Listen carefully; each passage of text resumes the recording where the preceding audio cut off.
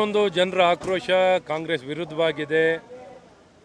ಜನ ವಿರೋಧಿ ಆಗಿರುವಂಥ ಕಾಂಗ್ರೆಸ್ಸಿಗೆ ಪಾಠ ಕಲಿಸಬೇಕು. ಈ ಉಪಚುನಾವಣೆ ಒಂದು ಸುವರ್ಣ ಅವಕಾಶ ನಮ್ಮ ನಾಡಿನ ಜನರಿಗೆ.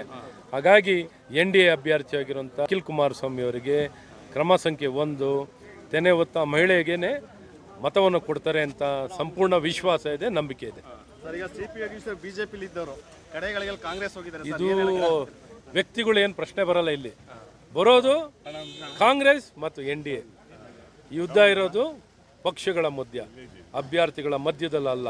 ಇವತ್ತು ಕಾಂಗ್ರೆಸ್ ಭ್ರಷ್ಟ ಕಾಂಗ್ರೆಸ್ಸನ್ನು ಸಂಪೂರ್ಣವಾಗಿ ಮುಕ್ತ ಮಾಡಬೇಕು, ಅದನ್ನು ಬೇರ್ ಸಹಿತ ಕಿತ್ತಾಕಬೇಕು ಅನ್ನೋಂಥದ್ದು ಜನ ನಿಶ್ಚಯ ಮಾಡಿ.